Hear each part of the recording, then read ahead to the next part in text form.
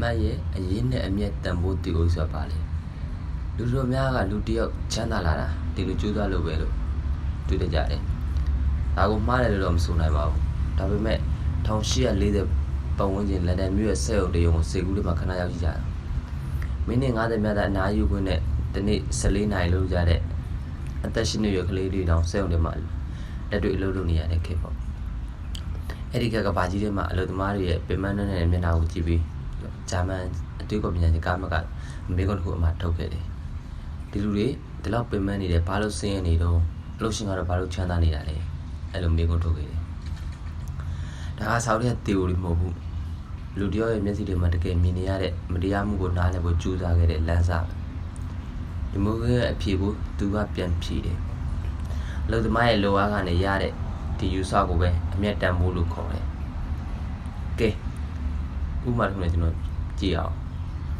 ခမရဘာဘရီဆိုင်မှာလှုပ်နေတယ်ဆိုပါတော့နေတိုင်းခြေထောက်နှောက်အောင်ရက်ပြီးဖန်ခွက်တွေကိုကိုင်းပေါက်တဲ့မျက်နှာကိုပြုံးပြီးဆက်ဆန်းအဲ့ဒါတော့မှတနေ့ကိုလိုအားက1000ဝက်ချက်ပေးရတယ်ခမရတနေ့လုံးရောင်းပြီးတဲ့ဘာဘရီတွေကဆိုင်အတွက်တော့9သိန်းကျပ်လောက်ဝင်ငွေဖြစ်တယ်ကုန်ကြမ်းဖို့ဆိုင်ကန်ကမီးဖို့ရေဖို့အလုပ်သမားကအခွန်ဆရတဲ့နှုတ်ပြီးတော့ဆိုင်ကန်က3သိန်းလောက်အမြင့်ကျန်တယ်ဒါကိုမတ်ကမေးတယ်ဒီအမြင့်3သိန်းကဘယ်ကရတာလဲသူ့မြင်ရဒီမြင့်အဓိကအရင်မြင့်ကအလုပ်သမားရဲ့လောအားပဲဘာလို့လဲဆိုတော့စကားသူ့ဘာသာဘာပဲဒီမပြောနိုင်ဘူးကုန်ကြမ်းသူ့ဘာသာလည်းမရောက်နိုင်ဘူးဆိုင်ကလည်းသူ့ဘာသာပတ်စံမရှာနိုင်ဘူး